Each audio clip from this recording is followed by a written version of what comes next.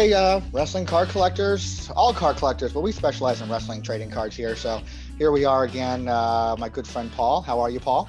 Not too bad, brother. How are you? Nice to see you again. You know, it's good to be seen, I guess. The alternative could be a lot worse, Yeah, I um, suppose so. as good old Richard Roundtree used to say. Yeah. Um, but we're doing this monthly thing now, you and I, which I'm really Yeah. digging. I'm liking Yeah, this good little monthly recap. update. Keep everyone up to speed on what's been going on. Sort of you and I are at it every day, so we can sort of report back what we've seen, what we learned, and Figure have we're fun. you know we're in July now, Yep, so figure we go talk about what happened in June, and sure. we kind of try to break this stuff down now a little bit. I think we got a little format we got going here, and Yeah. I think we should start off here with what we usually do now. It's called the latest hobby news, like that, and let's just talk about what's going on in the hobby. Yeah. Well, what we'll do is we'll start with the same thing we started talking about last time, and the time before that, and the time before that. Guess what, everybody? We're going to talk about WCW autograph yet again, because just to bring everybody up to speed quickly, a month ago when we got together, we chatted. We just had the Mike Enos autograph exposed for the first time. It sold for $1,800, and then this past month you did that very excellent chat with Michael Labby, the gentleman who sold it, and got some Mm. background information. So that's a great video for anyone to check out and get the background story on that. Um, and what we thought we were done, but no, we were not. Ooh. One of the nicest surprises is Charles Robinson, WWE referee. He he's the guy that has what we believe to be that lone British bulldog card, courtesy of David Peck. He posted a Steve McMichael unsigned WCW autograph that right away we were able to legitimate as being as real and official, Yep. and unsigned though. And as most people know, unfortunately, Mongo now is in very poor health, so it's not likely that we'll be able to get any of those signed. Um, but it was quite a day because here we go. Here's a new card that none of us has ever seen before. So you and I were talking about it, and I don't know where we landed. Were we going to call it an official card? I was more, well, it's not autographed, so does it become part of the 110? You know, we talk about the fact that there's the Horace Hogan variant, right? But we don't count that as a different card, and Nope. we know the variant on the Booker T. And we don't count that as a different card. So my thinking is that the Mongo McMichael is going to be another asterisk card. It's not going to be I would card number. almost actually have to disagree with you on that in the Booker T one, because that's two different cards. It's the same card, just, No, it's two different cards with two different logos on it. well, that's no different than the Horace Hogan then. Well, it's two different cards as well. It's a variant in the sense, I get it, but it still has a WCW logo from the Nitro logo and the Right. WCW/NWO logo. But I thought the thinking was on the Horace Hogan, since it was just one card, one inch of him, just with the different embossing, if you will, I get the you on two that one. logos. Okay, I all mean, right. we're not, the buck doesn't stop with us, obviously, and it's something to be discussed amongst the collectors, and of which I'm one of them, obviously.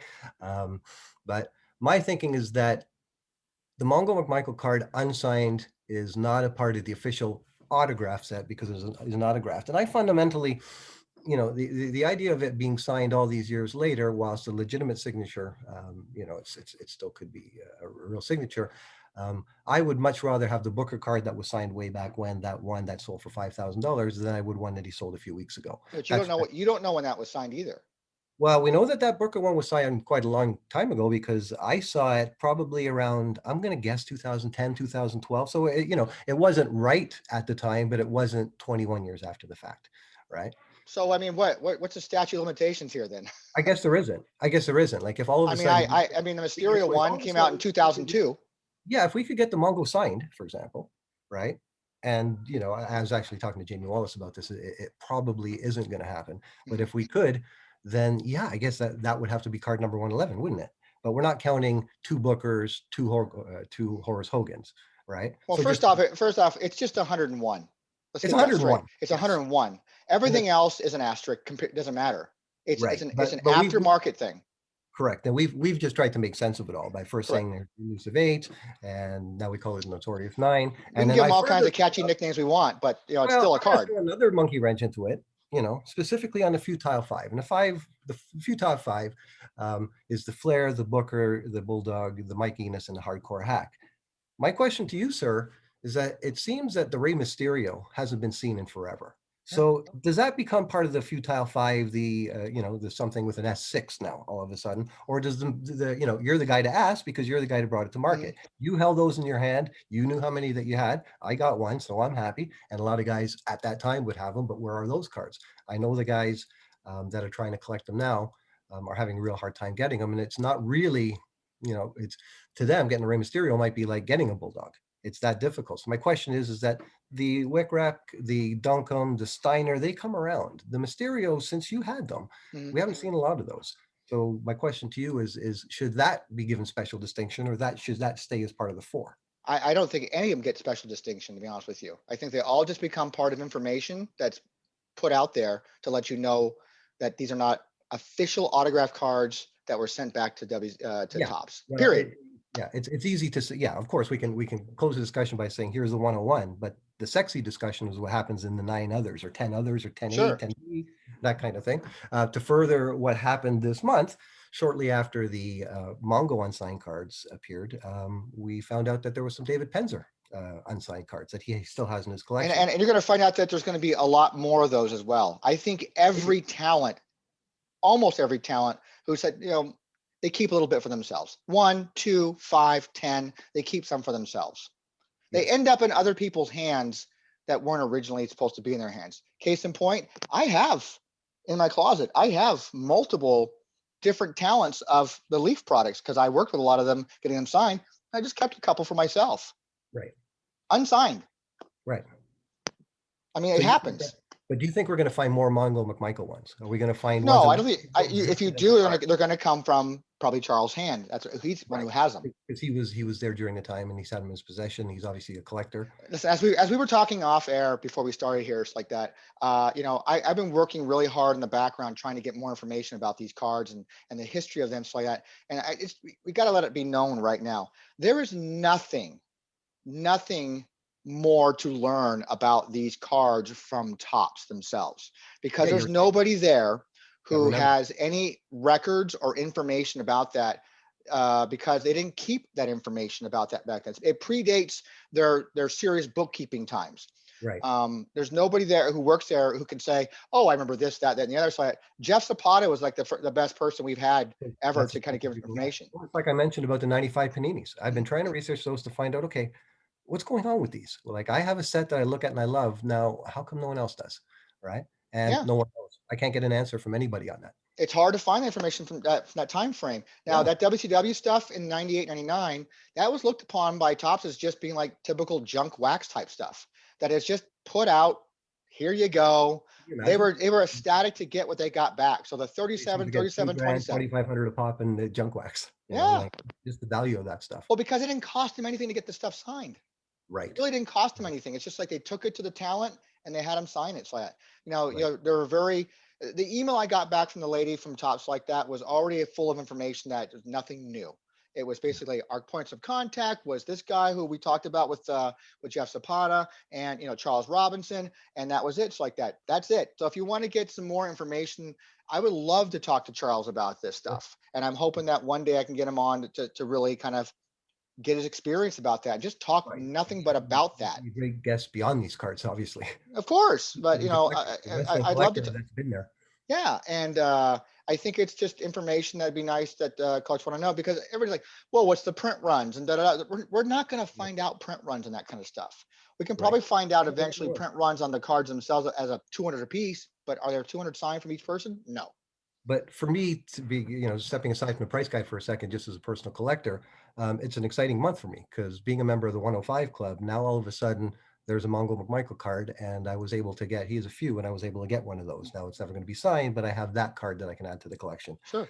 Also, with the David Penzer, even though I already had one, I wanted him to customize one for me to the wrestling card price guide. And I Yep. thought that would be real neat. And I'll probably sell the other one that I got just to have that in the collection. So Mhm. on the PC side, finding this stuff is a blast for me. And before we get off the WCW autographs, I want to talk about one more thing. And I know this is going to make you cringe. But let's talk about the fake WCW Ric Flair that's currently on eBay. And we know the one. It's at $150. We know it's not real. And the seller doesn't really go out of his way to say that it's not real, but anybody that knows these cards and looks at the back is right away going to see that it's not part of the official Correct. set. My question is that I was thinking, ah, shit, maybe I should buy this, right? And I thought, no, it's not real, it's fake. But it'd be kind of cool with the 105 to have this, you know? What's your thoughts on? Because my thing is that once a collector like me gets sucked in and buys one of these fake ones, another one's going to turn up. And Yeah, then all of a sudden, the Ted Turner is going to show up, and the Bishops is going to show up. If you sort of open the door to that, if all of a sudden, so my thing is like, no, you can't really pay this guy $150 because the signature itself is legit, and it's a great sure. looking signature, and it's a great looking card. Mhm. And if it was a legitimate card, it would be a 4-figure, 5-figure card. Easy. So easy, yeah. So my question to you is it a bad thing? I guess. Like I'm asking. I haven't really made a, you know, but I was thinking for a second, "Ah, I should grab this if it's going to be like only a couple hundred bucks." I find it to be to each their own. It has I no guess appeal to me whatsoever, because in the sense that it's what I always call bootleg, yeah, type stuff. yeah, There's actually a collector I've seen him with friends on Facebook. I'm not going to call out his names like that, but he has a lot of custom cards of that particular series. Like a dual Hall and Nash autograph card signed by Scott Hall and Kevin Nash, and yeah. so again, I keep going back to this where technology allows us to make these kinds of cards out there that, hey, well, this was never made, but I think it'd be kind of cool. I'm going to meet this guy at a convention, get it signed. If it's a one-off for yourself, more power to you. Just don't put it out in the market and confuse someone who's just getting into the hobby. Because some people will get confused. I mean, we won't, How but many of some those people like bidders? say I love wonder it. how many of those bidders right now, are thinking it's legit. I would like the listing to say very clearly that this is not a part of the official WCW release of the time. This is a facsimile, but that's going to limit his This is sales. And just a maybe, homemade card, is what needs to be yeah, said. It's a yeah, homemade card. maybe he's hoping to trip someone up. But in looking at the card, it's a real nice card, you Sure, it know. And if is. all of a sudden I slip that in beside my Hogan, um, I mean, if you want cards signed by talent, Paul, I'll be happy to I can Photoshop that for you. I know, and that's the thing. Like, I'm presuming that that's a legitimate signature and not a fake signature. Absolutely.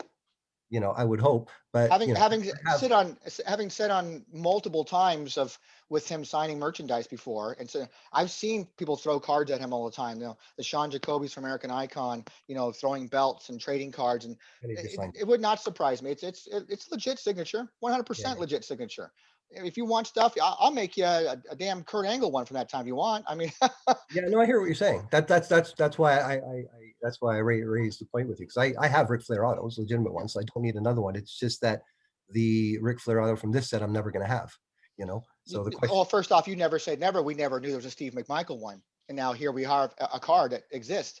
Who's to say another one doesn't show up, in 10 years from now? Well, of the Ric Flair, or when Ric Flair, God forbid, he passes away, and it's like that. All of a sudden, people wants to try to capitalize in the markets like that, start pumping the market. Like, hey, I have all these old WCW autograph cards, blah blah.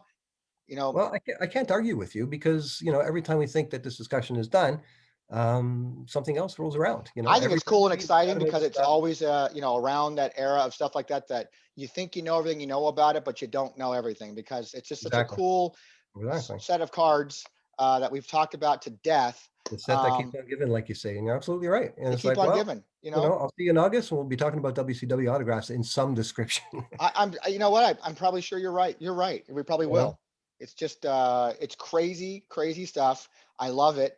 Um, I love seeing the topic on Twitter and stuff like that, and watching these guys go back and forth on it. So it's entertaining to me. But right, right, right. it's just, it's again the sets that just keep on giving, man. Yeah, They're awesome. I love to get Charles on here. I like to get David on here. It's like that. Talk with him about his cards that he had sitting around, and I think there's going to be a lot of guys that I talked to Brian Adams, not Brian Adams, yeah, Brian Clark, and he's got some laying around. yeah. The Wrath ones. Yeah. So Yeah, I mean, it doesn't surprise me that talent would hold some of these cards back for themselves, and just because, hey, these are kind of cool, man. Especially all these guys, it's the first time they ever had an autograph card. yeah. Well, it's the ones like McMichael that you've never seen ever. You know, that are the real exciting ones for me. And talking with Jamie, that episode dropped this past Monday. Talking with him, he put a pretty good comprehensive list of talent that were employed at the time with the Yeah. company So that who could might have signed? potentially have a card.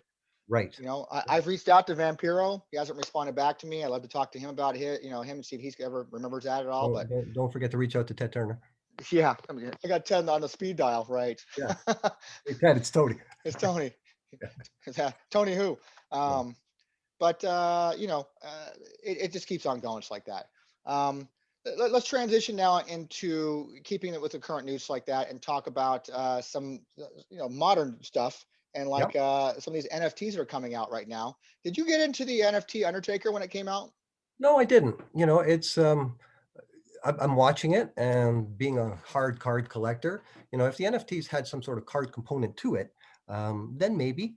But I honestly think that the future of the world is in digital currency. I just don't think we're at the stage of it yet where it's going to become sort of commonplace and achieve critical mass. But I'm watching it, and I'm not one of these naysayers for sure. I know you bought it in the Undertaker, and you're involved in another one that's coming up. No, I got the 2 days. I bought both of Undertakers on that Saturday and Sunday they offered, Right.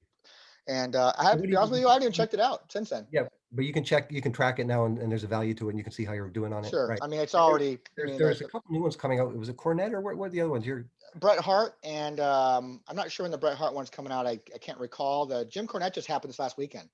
right, but that's not through WWE. That's It's through not another through company. it's through another company. Wrestle Wars or something like that. Wrestle. It's their logos on, and they have like these digital cards they Yeah, have yeah. of them. And then you have the basic entry point of like $75. I think it is like that. There's $100 one you get, and then you get the two higher level ones where you bid on it. There's an opening bid which will end sometime in July, I think, July 15th or something like And that. I they think. go way up there. Didn't the Undertaker one go for stupid money, like six? The platinum went for $100,000, Mhm. and then the gold, I think it's gold, I think that's how it was. That went for 30,000, 35,000. Wow. And then you had the silvers, which were just a flat $1,000 buyout. That was it, done. Which that's the level I wanted, and I wanted to buy it, but they were sold out within seconds. Yeah. It was sold out, and there was only, I think, there was a very limited number of those. And So you can only. are you buying into these new ones? I'm not getting the Cornette ones, although I thought about it. I did think about it. I really did. And they just posted the trading card images of the three different levels, and they're kind of cool. But the high level ones, which is nice, is the winning bidder not only gets that digital receipt, of that of what you're going to own, but you also get, a ring worn outfit from him. Yeah. And I think the high one, the top one, ring worn outfit. I think a racket, a tennis racket that he had, a video call with him. Have I you? mean, I think you mentioned before. You said you don't watch a lot of these shows on TV, but there's this A&E show about the treasures, the most valuable yeah, treasures, the Flair robes and all that stuff. And I'm sure this talk about there potentially being a museum one day where the general public can go, that's going to fuel a lot of this stuff. Guys like Cornette is going to go into his attic, and he's going to pull out stuff. yep, you know Not all of it can be in a museum, and there's a lot of wrestling collectors out there that love this stuff. If you yep, happen to be a Taker fan or a Bret Hart fan, like up here in Canada, Bret's big. yeah. So anything of Bret's would be massive, right? So I So mean, is there anything? I guess for you as a physical holders like that, you would need to have a physical card well, that's just what offered in addition to the NFT. yeah, that's what my place or space in the hobby has been. Not to suggest that, I'm not open to other forms of collecting, or like you've slipped over to digital when you Mm, and I first met, neither of us knew what it was. And no you're clue. having a good time with it. You know, uh, I spent enough time between the price guide and on wrestling cards that's enough now. I think that I don't need to sort of expand into other areas of it. I mean, just keeping the site up, as you know, and we'll talk about that in a second, what's involved in that. It's a lot of time. So for me, it's like I'm still collecting. To we'll talk about what we've done this past month, what sort of I've been into and what you've been into. But yeah, I've got enough to sort of keep my plate full. So just to lead to that discussion, Well, we it's a, were it's a good segue into our next segments like that. yeah, well, it's something we want to get into a regular thing doing every month, and it's talking about some of the things on the price guide that I've added this past month that wasn't there for the audience before, and same thing with you. Now, obviously, you've added a ton, and let me just say congratulations over Thank you. this month. WC, after 6 years, finally went live on a new platform, and for many of us old school collectors that grew up on WTC, that were we used your site, as you most people know, from like 2002 until you and David stopped updating.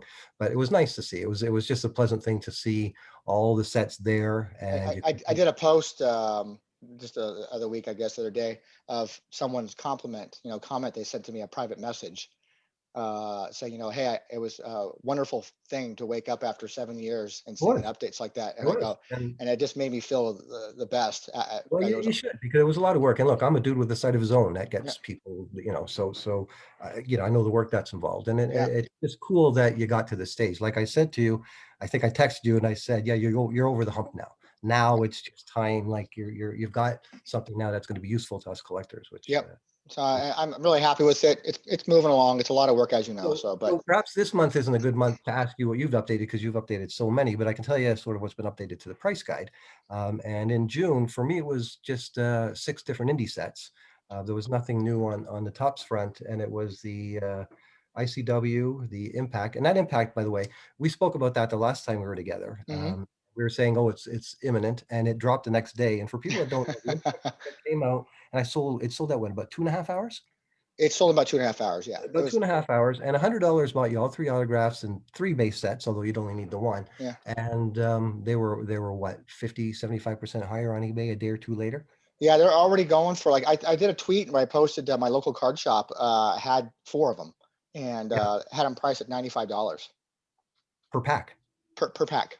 Yeah, that's right. Yeah, When I yeah, was doing the pricing on the guide, I figured, okay, you buy the entire set as it sits now for $100, so that's your market, knowing that the book price is going to be more, because I think you posted that people were selling them yep. for more, and that just shows you two of the sites I updated. One was called the Bald Monkeys podcast, and the other one is the big one, the Major Figure podcast, and those guys, Cadorna and Myers, they're huge in the figure world, but their card set as well. I think it came out and within a day it was gone, and Yep. it's a neat little set.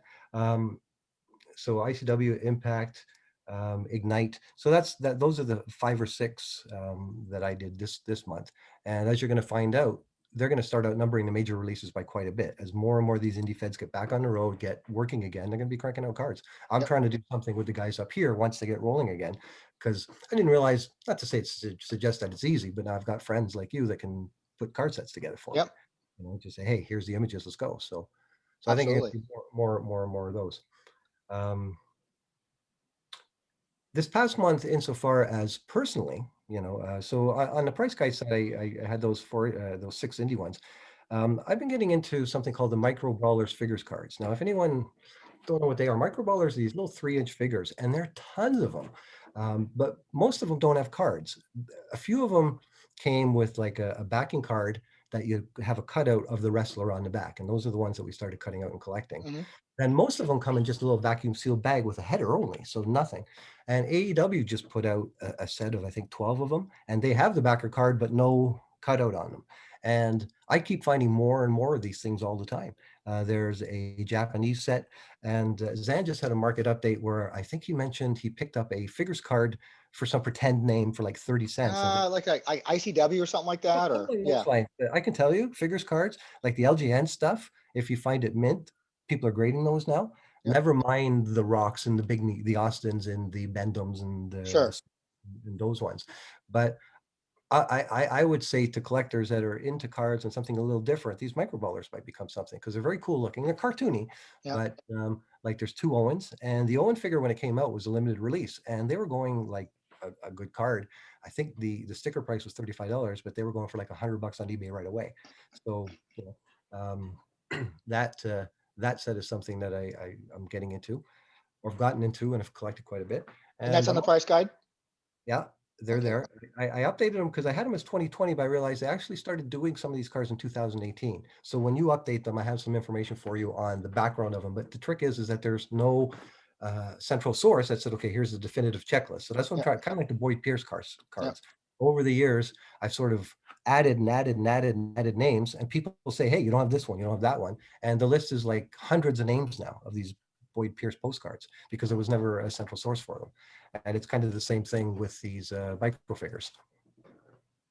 And the other thing I'm very pleased to announce is, as you know, I've got tons of autograph cards, like 13 or 1400 of them. But just a week ago, I got my first Brock Lesnar Oh, nice. autograph. Yeah, and it was a Canadian guy, and it was a 2017 tops, and I got it for $100, which I thought was a really good price, because it's Yep. hard to find Brock for under 250. And I'll post it when I get it. This one is a picture of him and Heyman together, which I thought was really cool, with the Brock Lesnar. So I'm pleased I got my first Brock signature after all this time. Nice. Yeah. Excellent. So Uh, that on the personal side. Um, yeah. So yeah. that covers June basically for me. I know you've been busy updating stuff. Yeah, for me, it's just constantly adding checklists. You know, between you got the good team of people which you're on of supplying information for checklists. So I just kind of stuff comes to me in the email. I go through and format it all and put it up on this on the site, and there it is. I mean, for the month, I think we've got 130 updates for the month. I think checklist wise, it's over 125, with one of them being Michael Moore's new article came out the other day, so we got that put up. That's Um, cool. I love reading Michael's stuff, and I'm still so thrilled the fact that he's part of the team and providing some cool content for collectors out there. And I'm just hoping that putting it up there in the way we're putting up there, it's doing him justice. I hope. Yeah, I think so. But Well, I think that you're getting the audience, you're getting the eyeballs, so it's a good place. Like people that are interested in wrestling cards are going to find your site. They're going to yeah, find my site. yeah. So. Now, So what I mean, about I the just history? Are you going to rewrite the history, or are you going to take some of what I wrote? yeah. I mean, it's a back burner project for me right now because I'm just so Right. focused on getting checklists right now and trying to make those dead pages actual pages. But it's a little overwhelming for me because I'm kind of solo on this project right now. I know Right. that with David and stuff going on in his life, it makes it hard for him to to help out in the way he wants to help out.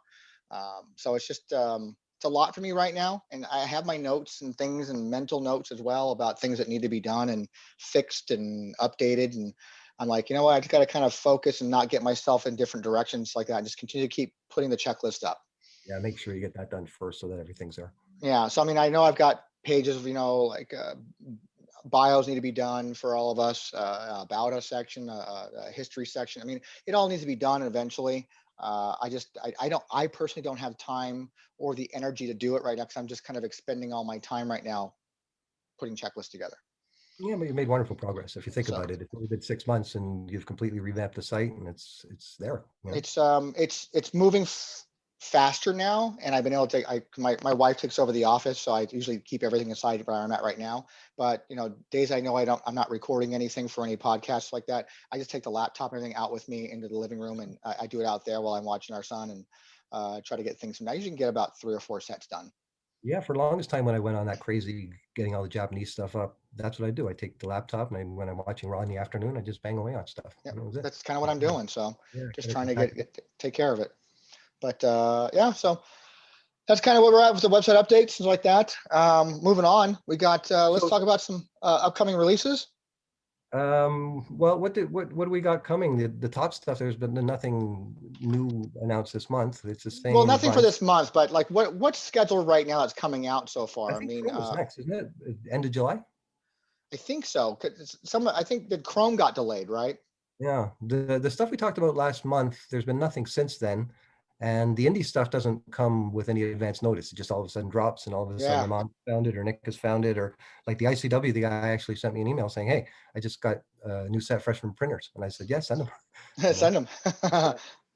Well, let's talk about this thing that I sent you the other day. If we're going to be talking about this on a regular basis, trying to get a sense of the wrestling card market, it's cool the way we've done it up until now, going back onto eBay and saying, hey, this sold this month for this and sold for that, and picking sort of examples of sales. But I got the idea of creating something, it's, somewhat scientific, but not very, called the Wrestling Card Price Index. And basically the idea is, what I want to do is I want to track over time each month certain key data sets. And just to give you an idea, and this is rough, but what I did was I looked at the month of June at a 1985 Hulk Hogan Topps card, Hmm. right? 85. And it was 9 sales there, like 51 and a quarter, $94, $31, $47, Yeah, 22. And I took the average and I come up with an average price of 53.31. So there's one data point. And then I took a 1991 WCW Impel base set, because there's always an Impel base set to go by. yep. And 1350 is the average of those. And then I took 10 different data sets, which would be Comic Images 88 Steve Austin card, a 99 WCW Boss set, a 2002 Fleer Royal Rumble. And that's interesting because the average price now is at $201.39 for that base set. That's incredible. Yeah, but that's with the 4, right? Of Uh, course. And I think I used to have like 30 of those things sitting in storage, man. I yeah, used to well, have. they're worth, like the high on that one sold, believe it or not, Tony, for $420, and the low on that was like 152, 150. So 201 is the average. 2005 Heritage base, 2014 John Cena shirt relic, a 2014 Chrome base, and a 2020 Undisputed Charlotte Flair autograph, and then a 2020 Undisputed base set. And I took these because there was more than just 1 or 2 sales over the month. If you take a card that's only sold once every 6 months, it's hard to sort of track it. So I'm trying to find stuff that comes out fairly regularly. So I take those and I came up with what I call an index for June of 45.52. Now, next month, I'm going to say our index, Tony, is now at 50, suggesting that the market's gone up slightly. Sure. And it doesn't do much good in this initial period. But in 6 months' time, we might be able to track with some degree of accuracy what's, like, are the sets going up? Are the single cards going up? That kind of thing. I'm interested in this. I love what you put together for this. And I'm interested in this time next year. I want to see where we're at. So like, I want to see, like, are there certain months that things keep going up and go down? I have an interesting topic that I want to talk to Zan about. I sent him a text earlier this afternoon about something for our Worlds Collide podcast, which I highly recommend that people go and check out, subscribe, Yeah, check it out. like, share, all that good stuff. Podcast. I think talking about social media and stuff like that, but it's interesting to see what people, what these certain cards and card sets are kind of going for during certain times of the year. And so I like that you put this together. It kind of tackles a lot of different areas like that. Like, everyone's gonna have their favorite. They're like, well, how come you're not covering kind of the Fleer, this other Fleer set, or 82 All Stars or whatever. I think it's a good encompassing list of cards to kind of keep track of right here. Yeah, it's an unscientific sort of way of just doing a bit of math on it and saying, okay, like I'll know within a couple of months if this is silly or if this is actually something we can say, hey, we can reflect on it. Because the problem with the All-Star set is that you might get a Hogan cell over the last month and then 1 or 2 the next month. And it's not enough. Like the embossed, like the Impels, you're going to have 30 sales of those or whatever. So you can average them out and come up with a number. Then if, law of numbers, you get enough of them, then you average those out, then you average those to a bigger number, then we get our composite, if you will, and we'll work with that. And the corollary to that is something that I keep saying, it's like you and your website, same thing. I want to do this for the price guide, is that when the fully loaded set came out and I priced it, I didn't, when I do my relics, they're normally around the same price. I don't differentiate between an $8 card and a $10 card. There's 5, there's 10, there's 15. But Adam Gelman, who I know has been a guest of yours and is very knowledgeable about the hobby, he sort of said, hey, man, there should be a variation between a Rhea Ripley and an Naomi. And yeah, there should, so he said, well, what he suggested was a tiered system where you take the current roster and you rank them, maybe an A, a B, a C, a D, and an E. Yeah, so, where do these ranks come from? Who's ranking? Well, yeah, that's just it. I was thinking, well, I'm gonna send an email to Chuck and I say, okay, Chuck, in the current world of 2005 tops on a base set, let's look at some of the, where's the Miz? Is the Miz a C card or an A card? We know that Alexa Bliss is high. We know that Becky Lynch cards are high, and just trying to apply a bit of a grading system, if you will, to certain performers, so that when these huge top sets come out and you list them and I list them, I can give a bit of variation, because looking at relic sales in the marketplace, an $8 card can trade the next day for 10, the next day for 5, and that's the way it goes. Like Zan pointed out on his latest market watch, that a Savage WCW was $4,500 one day and $2,000 the next. And it's difficult to come up with a market when there's such a swing, but when you can sort of get a bunch of points together, it's all about who's also all about who's viewing that product at that time. Of course, Grim was really big on that. He always liked to talk about other markets other than eBay, because he didn't like how at that time eBay was not near as prominent as it is today. Right? A lot of people were taking eBay as the sole market, and we still had brick and mortar card shops back then. Guys like you were selling cards. Yeah, I was doing both. Yeah, there was a lot of secondary sources to get stuff. Like I just got this Brock card from a guy in Canada. You know what I mean? Like, so I think now being able to apply a bit of science, if you will, because all we've got is eBay, and eBay themselves would have all the data in the world that you and I would ever want to sort of what the wrestling market is really like. And they gave us a one-line statement that, hey, wrestling's up, That's it. It's up 500%. Let's talk about tennis now. Yeah, exactly. It's funny, like you would think a company like that would make their data available. Like if I'm, if I wanted to buy into, like in real estate, for example, if I want to find out who the top performers are up here, I can pay for that data and I can get lists. It's expensive, but I can find out who the heavy hitters in my area is. Well, similarly, I'm surprised that eBay doesn't make available more specific information on certain topics. So if we wanted to really get into it, because the problem with watch count and 130 point and these kinds of sites, Tony, is that they're only good for the last 30 days. And Yeah, like you said, 30 days, it's good for us going every month and saying, okay, for the month of June, this month of July, that, and seeing if we can detect any trends so we can intelligently talk to the collectors out there about where we think the market is at. To say where it's going is impossible, but we've already gotten a sense that it's down from what it was, right? Like, absolutely. like October, November, December were shit crazy months in wrestling Yeah. cards. Not to suggest that it's died by any stretch, but it's not, you know, the same fervor. But you look at the WCW autographs and they're holding tough, but they might always continue to hold tough. You know what I mean? Well, I You mean, know, the floor's been raised. The bottom line now is higher than it was Mm. before. So I don't think we're going to go back to those numbers again. I know I just recently talked to David Peck about that. And he made a very solid, good point that, Jordan used to sell for 70 grand, for his, Right. his rookie card. Then it went to 700,000, and then it came back down to 200,000. So like that. We're not going to go back to the $70,000 price point anymore. I think that No. lower point now is going to be much higher than that. So our ground floor is higher now. Right. Our starting point. Yeah, our starting point's higher. Yeah. Yeah. Yeah. So it's just it's an interesting market. It's like that, and I like what you've done here. Some of the pricing things I saw on the statistics you have here, so I was like, why did you choose Austin from the 98 comic images and not something else? Because there's a lot of them. There was a lot for sale. Are there I not a looked. lot of rock cards out there? Not as many. So it's, the more sales you have, the better you can come up with a price. You know what I Okay. mean? If I can average out 10 sales over the month, then this is a pretty good indication of what the Austin card is worth this month.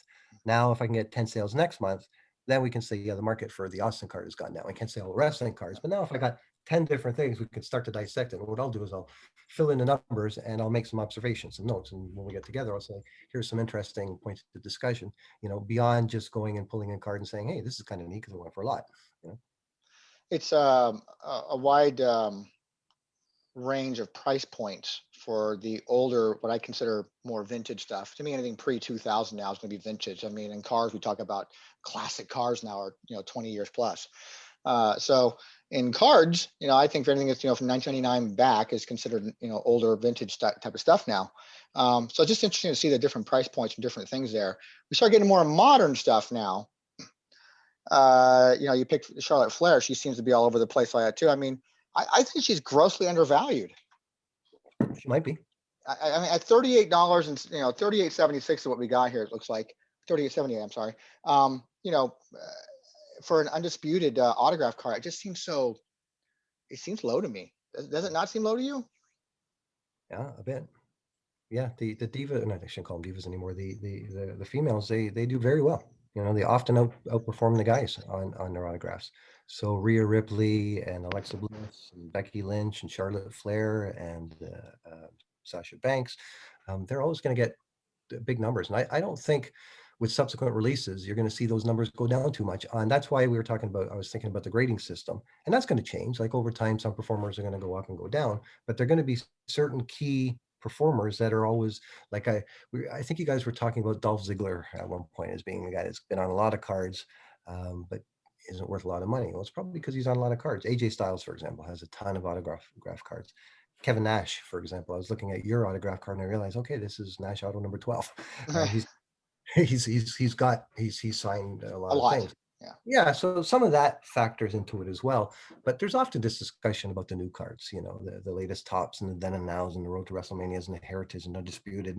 And because we were inundated with so much product and we were just teeming with wrestling cards, has the value, have we devalued them? But the answer in short is no. On some of this higher end stuff, there's still a high demand. People are collecting parallels. Personal collectors are looking to fill in their holes.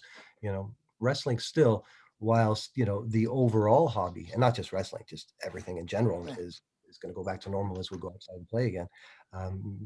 We're still very much in a hobby that I think is on the upswing of collectors and people in it. I can't say dollar wise because we had that crazy time where people were just trying to outdo each other and spend big money. Sure. Like I don't know if that rock sticker is going to get that kind of money again, right? Rob would know. I suspect not, but who knows? Yeah, But my guess is probably not for a while. and like David Peck posted a Roman Reigns one of one superfractor, and the guy Yeah, wanted 50 grand for it, and I said, if you got 5 grand for it, that's a good day.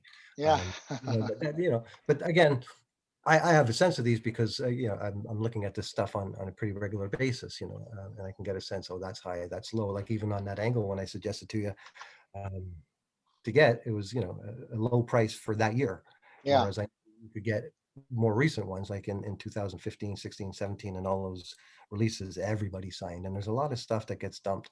I look for lots. I buy 70 like 75 piece mixed lots of autographs and relics where I'm looking to get them for like $3 a card, $4 a card. And when a guy's been sitting at $600 for buy it now for 6 months, and then I come along and I offer him three, quite often he takes it. You know what I mean? yep, And those are the things for me. It's still collecting, but it's investing or speculating away. I just think that this collection behind me has done nothing but go up over the years, and it'll continue to do so. Now, I have no, short-term intention to sell, but you never know. It's just nice to know. It's just yep, nice to know that the money that you're spending for something you enjoy is still kind of there. You know what I yeah. mean? You buy It's a a little bit of a car, safety net.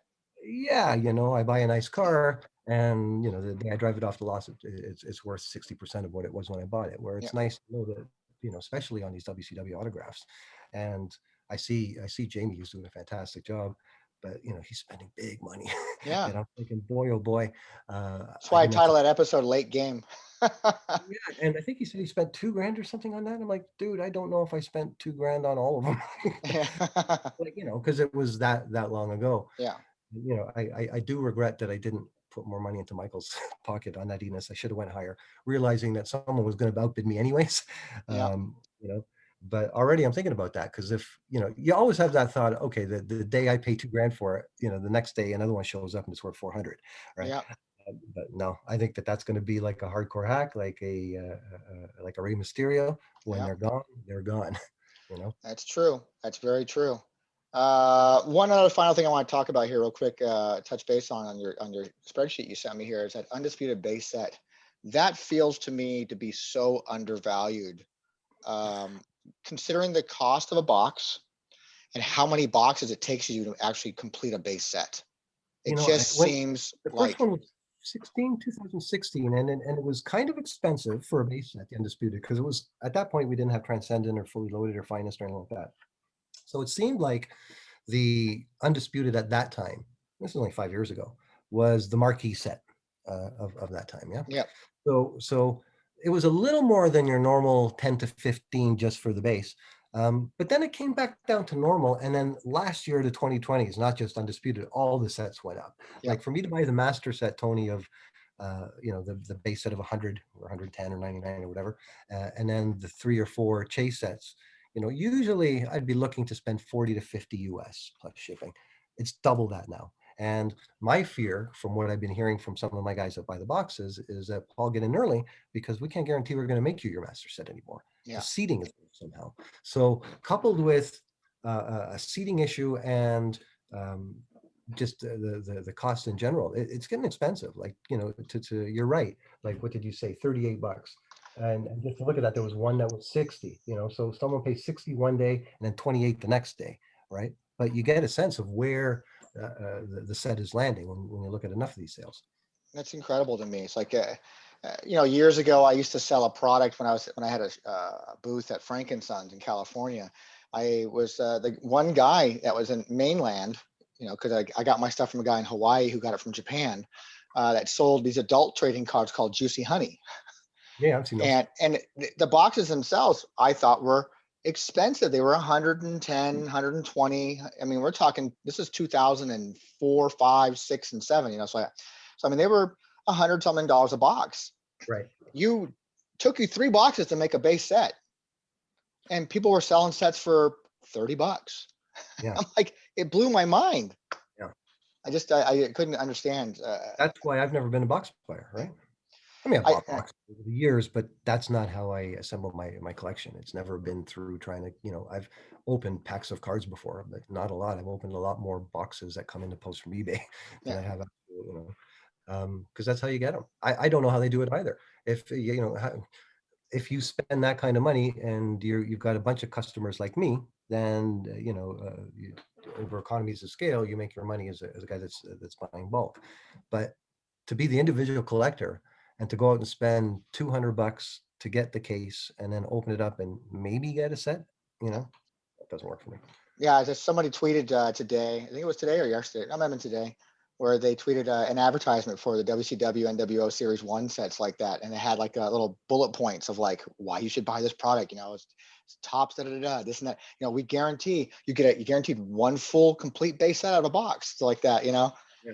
those days are gone. I think. No, you can't be assured of anything. No, You know, there's there was gone. there was a set that Chuck and I got through Anthony, and there were these postcards from London, THQ postcards, very, very rare. Mm. And Chuck got his, and he was missing a card. I can't remember what it was. Matt Hardy, I want to say, but you know. Then I got mine, and I had two. I had an extra one of the one he was missing. Yeah. It was unbelievable that it worked out that way. And I said, "Wow, wonderful! Here you go." You know, but I would have been, if I was Chuck, I would have been very upset because you're supposed to get a full set in his pack, Yeah. and you know, there's no guarantees anymore. And like I mentioned before, one of the rarest sets out there, you know, talk about paninis and racks of roast beef, is a recent set by Topps, 2016 Topps set, the NXT, Mhm. was online only. It was 4 cards per box and 1 autograph, and each box was $60, and it was a 60 card set. So do the math. You need to buy 60, however many, at least a dozen, probably more. Mhm. You know, so you got to spend $300-400 to maybe get a set. And I've only ever spoken to one person that's done it, and he said it was a real bear to put together. It took forever for him to get through them, and he was just, you know, and that's the only complete set of those that I'm aware of. And this is a relatively recent Topps and Yeah, release. 2016 is real recent. Yeah, I don't have any of them. Not a one. You know, so you know it's rare. Me neither. I got none. Yeah. It's been an interesting month, I think. You know, again, most of the WCW stuff, it seems to keep on living in our lives. Yeah, and I don't doubt that we'll be talking about it next month either. Yeah, I wouldn't be surprised. I've got something for you before we log off. Sure. This is something that I was reading about today. WWE put a show out of the top 50 tag teams of all time. I saw that. Yeah, and number one New was the Day. New Day. Yeah. Okay, I want to get your thoughts on that because for me it's like, what, not the Road Warriors? And then I realized I saw their list and they had Legion of Doom at number 6, and I figured, oh, I see, maybe it was WWE time, and they don't count the early days. But it was interesting because it was New Day, and then they had guys like Hardy's were second, The Hart Foundation was in there. yeah, and In then the Edge top and 5. Christian and the Dudley Boys. And you think, yeah, Dudley those Boys are, number 5. yeah, those 3 teams that were in the tables, ladders, and chairs. Yeah. Top 5, but I thought that was interesting. I just want to get your opinion on what you thought of New Day as the greatest tag team of all time. Everybody's gonna have their favorites, obviously, when it comes to talk and stuff like that. It's always subjective, you know, based on personal, you know, likes, dislikes.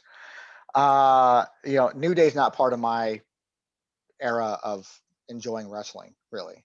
Yeah. So I think they're entertaining from what I watched and seen. Again, I don't watch the product; I just kind of get snippets and stuff like that. I'm more like an ESPN highlights kind of guy. So, what do they do that makes them number one? To be honest with you, are they way more athletic or just entertaining? Let me tell you a quick story. This is 2015 SummerSlam was at the Barclays Center. It was my buddy's 40th birthday. So off we went with the wives to, we saw the NXT show on the Friday night, which was, by the way, the one with the Bailey and Sasha match. Okay. Although we were so high up, it didn't look like a classic from where we were. Really, really good seats to the Raw. And that was the Sting in a Box Raw. But as we were at the base of the building going into the Barclays Center, they didn't open the doors, or they were screening people. And there was just tons and tons of fans. And all of a sudden, I just went, and then the next thing you know, you had like 500 people doing the exact same thing. And Susan looked at me and says, "You totally just started that." I go, "Oh yeah, I know." Right? So that speaks to the New Day and their entertainment value. Silliness like that, you know. It speaks to their popularity, but as a tag team in the ring, I mean, what's the criteria? Popularity? Is it just popularity? Yeah, I mean, it's subjective. They did one a number of years ago where other wrestlers voted as the top wrestlers of all time, and Shawn Michaels and very few people would argue that he deserves to be at the top or in that top few, but they had like Flair and Hogan tied at number 16 or something like that. And it's like, well, hang on a second here. Now it goes through the window for me because, Yeah. you know, It's all based on personal opinion, I guess, like that. I mean, I like to know who voted for these people. I mean, again, I think they're entertaining. And congratulations to them for, being number one according to WWE, I guess. yeah, But it wouldn't be my number one. no, no, me neither. I'd Like have to think. I didn't follow the entire top 50. I know they were doing it in segments. Where did Demolition fall into that? I think they were just out of the top 10. Okay. Oh, Usos were in there. Kane and Undertaker were come in there. on. Usos are in there too. Yeah, because they're new and they won a lot of titles, so. Oh, We're okay. getting older, Tony. We can't Ah. always rely on you, right? This is true. This is true. So, well, I think that pretty much wraps it up for our June recaps like that. Where can people find you? All the wrestlingcardpriceguide.com. To everybody up here in Canada, to tomorrow's Canada Day, July 1st. So happy Canada Day. The Euro's on, and I'm a big England fan, and I don't know when this is going to air, but England just beat Germany yesterday, and we're going to go all the way. So go England. And to all my American friends, happy July 4th weekend. And to you, sir, I think you're going away. You said you're going away. I'm leaving on Fridays like that for California. Nice. So we're gonna hang out at the beach. Yeah, great. Have a great time. But this will be up on the 5th of July. Perfect. When you get back. So, nice. Yep. I'm gonna already have it scheduled to go, so it'll be up. I'll be on the road. I'll still be in California when it comes out. Awesome. But yeah, you and the wife have a great time. Yeah, we're gonna take the kid. He's gonna enjoy. He loves the beach, so he's gonna have a good time. Awesome. But yeah. So for us, everything right now, I'm trying to make WTC as the hub for everything when it comes to finding everything for us. So you want to find us on Instagram, on Twitter, on Facebook, on Discord, on YouTube, Anchor. It's all on WrestlingTradingCards.com. Everything's gonna be fine there. And just continue to keep putting out updates. You're going to continue to keep putting up your updates. I think that we work really well with each other, companionship wise. And I think that collectors who don't know about us need to find out about us quickly.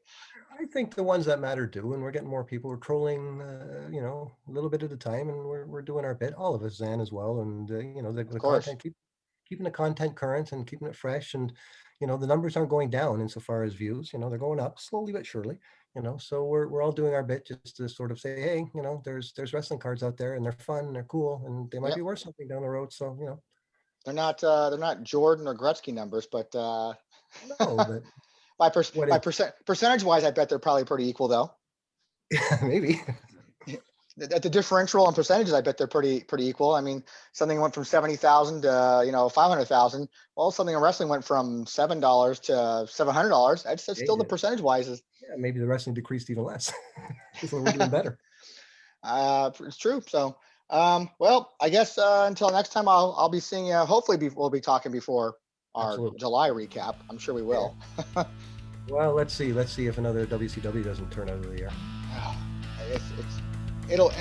I keep saying it kind of facetiously, and then there it is. There it is. Look what you're doing, man. Look what you're doing. All right, man. Thanks again. Okay. Until next time, guys. We are out of here.